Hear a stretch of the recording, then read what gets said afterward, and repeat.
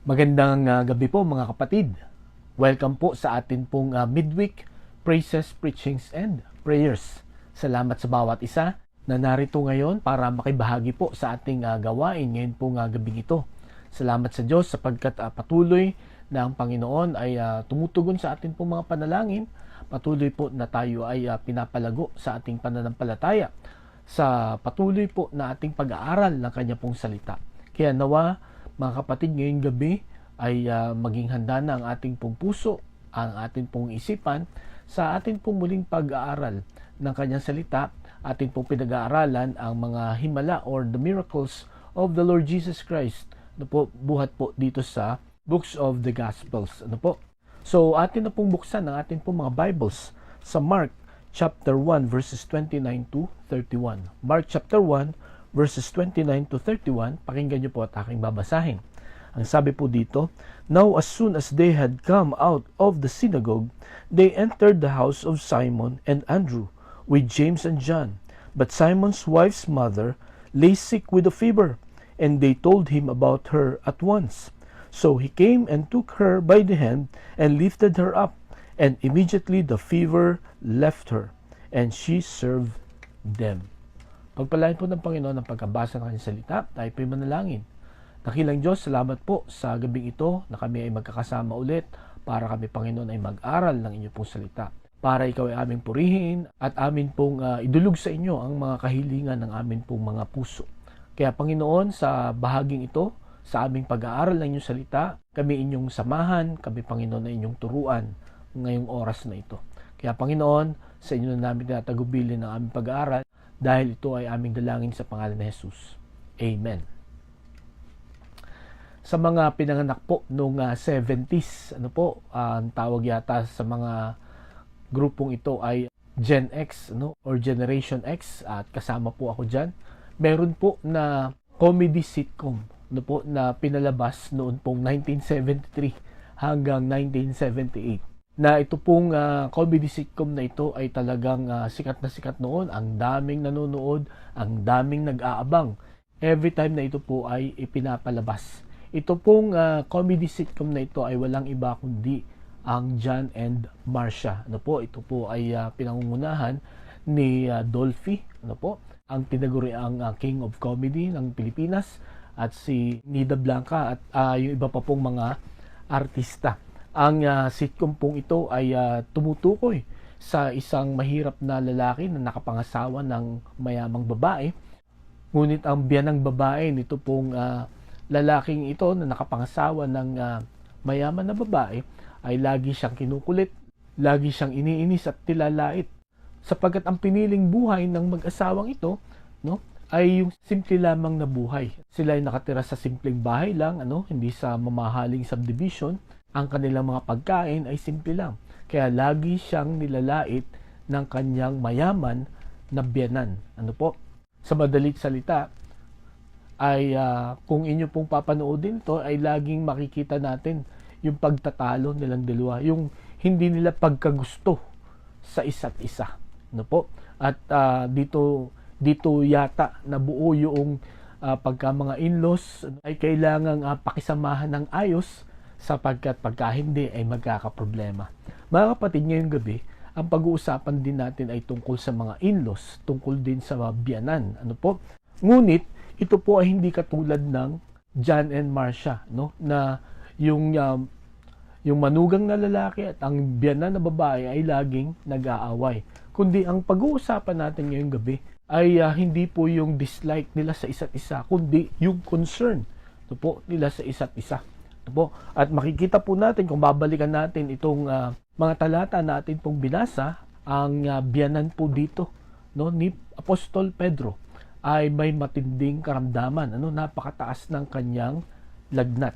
At nakita po natin na pinagaling siya ng Panginoong Hesukristo sa tagpong ito. Kaya pinamagitan ko po ang ating mensahe ngayong gabi, The Miracle in the House of Peter. The Miracle in the House of Peter. Ang himala na nangyari sa bahay ni Pedro.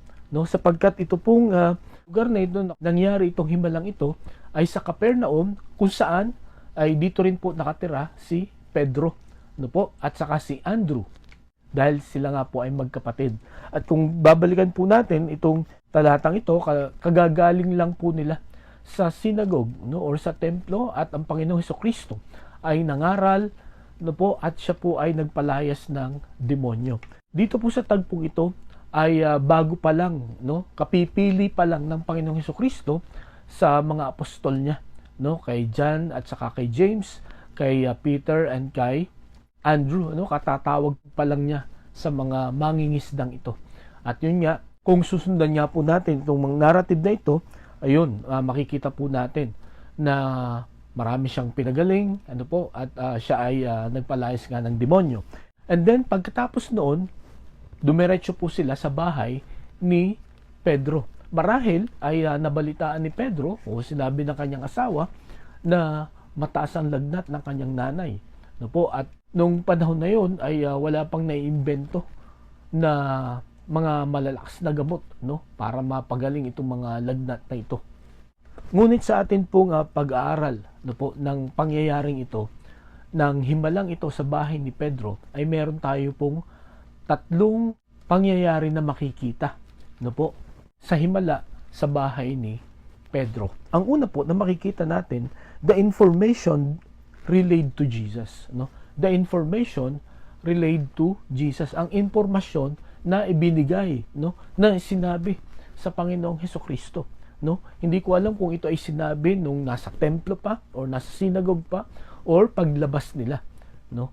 But one thing is sure, nakarating sa Panginoong Hesukristo na yung biyanan ni Apostol Pedro ay mataas ang lagnat at delikado, no po, dahil nga wala pang mga penicillin noon, ano, yung mga gamot na tinitake natin ngayon ay talagang matindi pagka nagkaroon ka ng mataas na lagnat sa panahon na yon.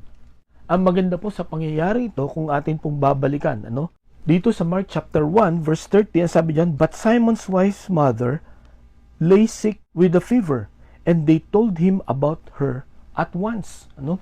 So dito po makikita natin na nung mataas ang lagnat nung biyanan po ni Pedro, kanino sila tumawag, no? Sino ang kanilang pinuntahan agad? Sino ang kanilang hiningan agad ng tulong? Ang Panginoong Hesukristo. Ang sabi diyan, and they told him about her at once, no? Kumbaga, sinabi agad, no, nila ito sa Panginoong Hesukristo na yung apostol ng Panginoong Hesukristo na si Pedro, yung kanyang biyanan ay may matinding karamdaman. Kaya ang pwede nating matutunan dito, mga kapatid, at marahil ito ay lagi na nating ini-encourage sa bawat isa. At ito ang dahilan kung bakit tayo tinuturuan ng Panginoon na manalangin. Para kung tayo po ay may kabigatan, meron tayong problema, tayo ay tumawag agad sa Panginoon. Kayo po ba ay tumatawag agad sa Panginoon pagka tayo po ay may pinagdadaanan, pagka tayo po ay may problema, lalo na kung ito ay kalusugan, ito po ay financial problems, or iba pang mga pangangailangan? Ano po ang una nyong ginagawa? Or tayo po ay nag-iintay muna ng ilang sandali, ilang araw, ilang buwan, ano? Susubukan muna natin na lutasin ito nang naayon sa ating kaalaman at lakas, no? Nang naayon sa ating experiences, no? Atin munang pagaganahin yung ating mga connections, no? Dito po makikita natin na sinabi agad nila ito sa Panginoong Hesukristo. At makikita po natin sa Isaiah chapter 58 verse 9, ang sabi po ng Panginoon dito, "Then you will call and the Lord will answer. You will cry for help and He will say, Here am I." Nakita natin dito yung assurance ng Panginoon, no po, pangako ng Panginoon sa bawat isa na tatawag agad sa Kanya. Okay? Isa pa pong talata, ang sabi sa Psalm 50 verse 15. Sabi po dito, "And call upon me in the day of trouble. I will deliver you and you will honor me." Ang sabi diyan, "Call upon me in the day of trouble." So again, ang tanong ko po, mga kapatid, in the day of trouble, do we call God right away? No? Do we call God at once? No? Si Pedro, no, maging siguro yung kanyang asawa, nung dumating ang Panginoong Hesukristo, yun agad ang sinabi nila na ang kanyang biyanan ay matindi ang karamdaman, mataas ang kanyang lagnat. Bakit po natin ito laging pinag-aaralan, no? Na pagka tayo may pangangailangan, meron tayong karamdaman, bakit kailangang masanay tayo na sa Panginoon agad tayo tumawag? Sapagkat ang Panginoon po ang nakakaalam ng tunay na problema ng buhay po natin at siya rin ang nakakaalam ng solusyon nito. Bakit po? Sapagkat siya ang lumikha sa atin. Ito po, meron siyang plano sa atin at meron siyang kalooban sa bawat isa sa atin. Kaya, dapat sa kanya tayo lagi kumukonsulta. At yan po ang ginawa ni Pedro nung kanyang asawa, marahil yung iba pang kasamahan nila sa tahanan nila. No? Noong yung kanyang biyanan ay nagkaroon ng karamdaman, sinabi agad nila ito sa Panginoong Hesukristo. Nawa mga kapatid, matutunan po natin ito. Na pagka kailangan po natin ng tulong, tayo po ay tumawag agad sa Panginoon. Sapagkat ito pong mga talatang ito na binasa natin, yan po ang kanyang mga pangako. Siya ay tutugon agad sa atin. So yun po ang unang pangyayari na makikita natin dito. The information relayed to Jesus. No? Ano yung information na yun? Na yung biyanan ni Apostol Pedro ay may matinding karamdaman. And then ang pangalawang pangyayari na makikita natin dito, hindi lamang the information relayed to Jesus, but the immediate response of Jesus. No? Ang madali ang tugon ng Panginoong Hesukristo. Okay? Kung babalikan po natin itong talata na ating binasa sa Mark chapter 1 verses 29 to 31, ang sabi po sa verse 30, "But Simon's wife mother lay sick with a fever, and they told him about her at once." Verse 31, "So he came and took her by the hand and lifted her up." Okay? So ang Panginoong Hesukristo ay pumunta, no? At hinawakan ang kamay ng kanyang mother-in-law. So, kung inyo pong aalalahanin yung mga pinag-aralan natin na mga himala ng Panginoong Hesukristo, this is the first time na nagpagaling siya na hinawakan niya.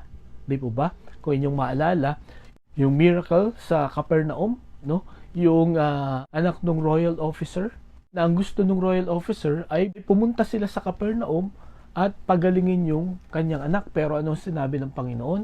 Bumalik ka na doon sa bahay ninyo sapagkat magaling na ang iyong anak. At yun nga ang nangyari. And then kung inyong maalala, yung miracle din sa Bethesda, yung 38 years na na-paralyze, anong sinabi ng Panginoon? No, get up and get your mat and walk. Diba? Kumbaga, yun ay sinabihan niya lang. Pero ito, makita po natin, meron tayong dalawa na ma-observe dito. Kung paano pinakita ng Panginoon yung kanyang immediate response. Una, he came personally. No? Pumunta siya ng personal. No? Wala siyang inutusan. Hindi niya ginamit yung kanyang salita lang. Okay? Ano ang ginawa niya this time? Ang sabi dito sa verse 31, "So he came and took her by the hand and lifted her up." So dito makikita po natin na hinawakan niya yung mother-in-law ni Peter. Pero ang maganda dito, he came personally. Hindi siya nagpadala ng proxy. So dito pinaramdam talaga ng Panginoon ang kanyang pagkalinga, lalo na sa mga tagasunod niya. At ako'y naniniwala na sa atin din po, ang Panginoon ipaparamdam at paparanas niya parati ang pagkalinga niya sa bawat isa sa atin sa pamamagitan ng personal na pagsagot niya sa atin pong mga panalangin. Bakit po natin malalaman na personal yan? Sapagkat yan ang pangako niya sa kanyang salita. Yan ang sinabi niya dito po sa mga binasa natin na mga talata. Meron pa po siyang sinabi dito po sa Psalm 34 verse 17. Ang sabi po dito, "The righteous cry out and the Lord hears them. He delivers them from all their troubles." No? So again, pagka tayo po ay nasa anumang kapahamakan or problema or kabigatan, ang sabi dito, "The righteous cry out and the Lord hears them. He delivers them from all their troubles." Pagka tayo daw po ay dumulog, umiyak, pag iniiyak natin ito sa Panginoon, tayo po ay kanyang papakinggan at tayo po ay kanyang ililigtas sa kahit anumang kaguluhan na meron po tayo. So dito po, ipinaramdam ng Panginoon yung kanyang personal na concern, or pagkalinga dito po sa biyanan ni Apostol Pedro. At mga kapatid, tandaan po natin ito, ang Panginoon po ay hindi lang iisa ang pattern ng kanyang pagpapagaling. Katulad nga nung ating mga previous na pinag-aralan na pagpapagaling ng Panginoon, minsan siya ay nagsasalita lang, minsan ay kahit hindi na siya pumunta, no, ay nakagawa siya ng himala. At dito sa puntong ito, siya ay pumunta at hinawakan niya yung biyanan ni Apostol Pedro. So mga kapatid, ganito po ang ating nawa maging attitude sa atin pong pagtawag, no, paghingi ng tulong sa Panginoon, na lagi nating sabihin kung ano ang kalooban ng Panginoon, kung ano ang paraan ng Panginoon. Sapagkat hindi natin pwedeng sabihin na katulad po noon ang gawin nyo sa akin, no? Sapagkat naniniwala po ako sa gabing ito na ang Panginoon ay tumutugon. Depende po sa kung ano ang makakabuti sa atin, no po? At kung ano ang makakapagpatibay, makakapagpatatag ng ating pong pananampalataya at maging yung mga nakapalibot sa atin. Dito po sa pagkakataong ito, ito ang magbibigay ng mas malalim na pananampalataya, no, ni Pedro at ng iba pa niyang mga apostol sa Panginoong Hesukristo, itong pagpapagaling na ito. So makita po natin yung kanyang immediate response, no? He came personally and he healed powerfully, no? He healed powerfully. Hinawakan niya lang, itinayo niya, ano po, yung kanyang biyanan, at ang sabi doon, yung fever ay nawala, no? Ay gumaling. Okay? So, ang Panginoong Hesukristo, pagka siya talaga ay nagpagaling, pagka siya ay tumugon sa atin po mga panalangin, ay makikita natin, mararanasan po natin, katulad po nitong biyanan ni Apostol Pedro, naranasan niya yung kapangyarihan ng Panginoong Hesukristo. At naniniwala ako mga kapatid, na after this, nagkaroon din po siya ng pananampalataya sa Panginoong Hesukristo. Naniwala siya na ito ang tagapagligtas.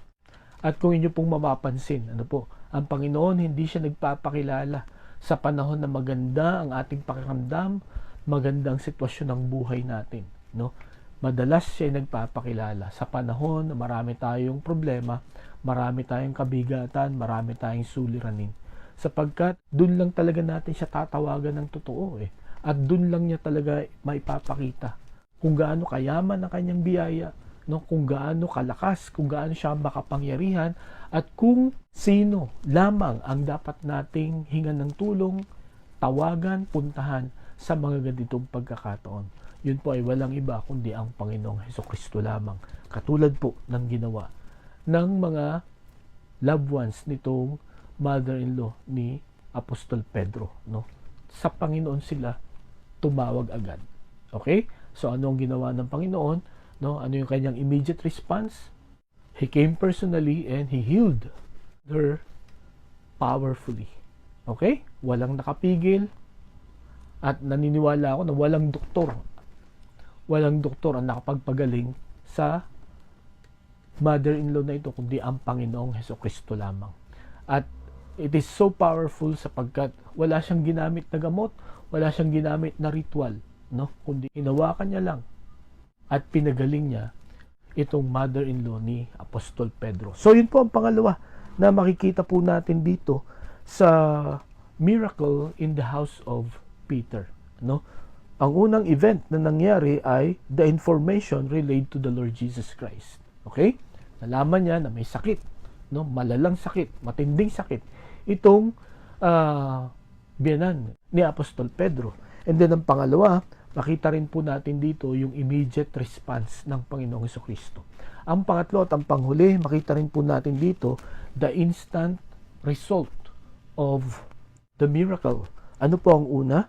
Makita po natin dito na nung hinawakan siya ng Panginoong Hesukristo, nung tinayo siya, ang sabi dito, and immediately the fever left, no?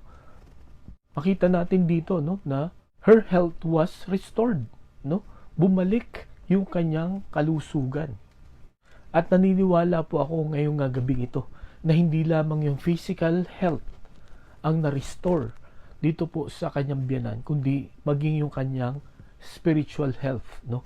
Maging yung kanyang pananampalataya, maging yung kawalan ng pananampalataya niya before, no? Dahil po sa himalang ito na nangyari, ay nagkaroon na rin po siya ng pananampalataya sa Panginoong Hesukristo. Ngayong gabi mga kapatid, ito po ang nais ko pong matutunan natin, no? Ma-realize natin, no?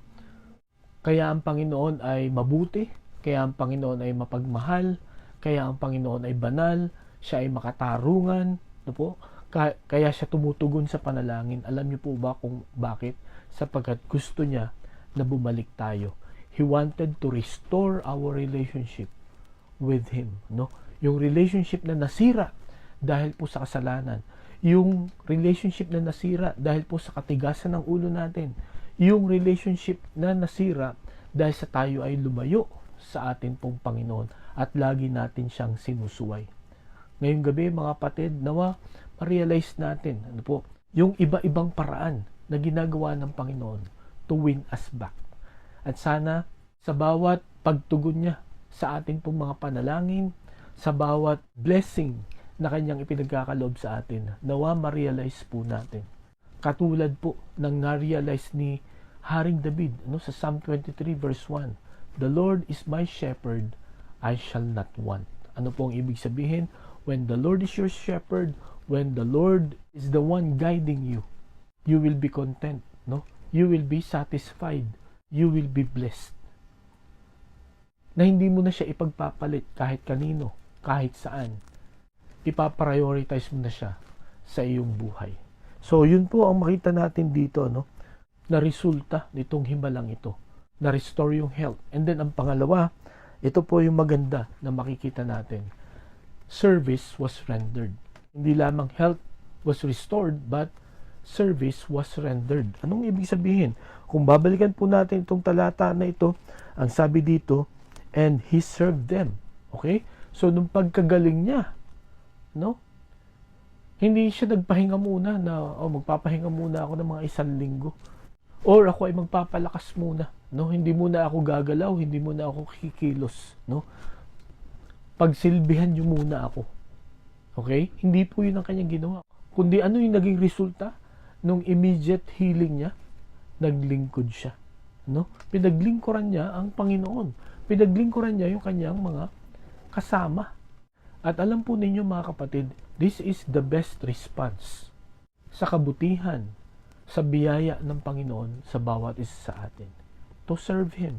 Hindi dahil sa ito'y responsibilidad, hindi dahil sa napipilitan tayo, or hindi dahil sa nakaugalian na natin ito, or lagi na lang itong naririnig natin kay pastor, or sa kahit sino mang mga preachers, kundi mga kapatid, ang paglilingkod sa Panginoon, nawa ang motivation natin ay dahil gusto natin magpasalamat sa biyaya ng Panginoon. Sapagkat ang pinakamatinding karamdaman po natin, which is sin, ay pinagaling na ng Panginoon.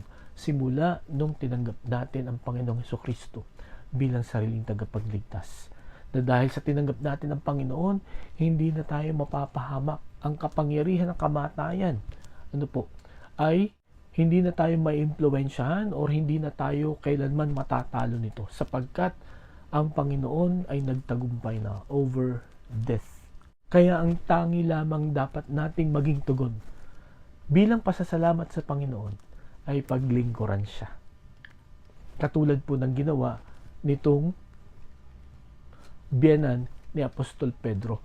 At mga kapatid, sa paglilingkod natin sa Panginoon, katulad po ng ginawa nitong biyenan niya, she served the Lord right away. No? She served the Lord immediately.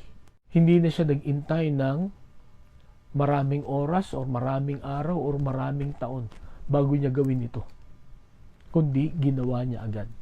Mga kapatid, ngayong gabi, masasabi ba natin na tayo ay naglilingkod sa Panginoon? Or ano ang ginagawa mo para paglingkuran siya bilang pasasalamat sa kabutihan niya sa buhay po natin? Nawa ito pong mensahe natin ngayong gabi ay paalalahanan po tayo kung gaano ka-concern ang Panginoon sa bawat isa sa atin na anuman ang ating pinagdadaanan o kabigatan pagka tayo po ay humingi ng tulong sa Kanya. Ang pangako niya, He will deliver us. He will help us. He will listen to us. Kaya kung may mga bagay na parang pumipigil po sa atin para maglingkod sa Panginoon, kung tayo ay nahihiya, natatakot, nag-aalinlangan sa Panginoon, nawa itong mensaheng ito na atin pong pinag-aralan ay magtanggal unti-unti ng mga bagay na yon na nagpapabagal or nagpapatigil sa atin sa paglilingkod sa Kanya. Nawa, gugulin natin ang atin pong buhay, ang bawat oras ng buhay natin dito sa lupa sa paglilingkod sa Panginoon bilang pasasalamat sa Kanyang kabutihan sa bawat isa sa atin. Ngayong gabi, meron po tayong tatlong natutunan, no? Nakitang mga pangyayari sa himala sa bahay ni Pedro. Nakita po natin dito the information related to Jesus, ano? At yun nga po, may matinding karamdaman yung kanyang biyanan. Ganun din po tayo mga kapatid. No, kung meron tayong matinding pinagdadaanan, let us relay it immediately sa atin pong Panginoong Hesukristo. At ang pangako ng Panginoon, nakita natin, the Lord will immediately respond. No? Magre-respond agad ang Panginoon sa atin pong mga pangailangan sapagkat yan ang kanyang pangako, no?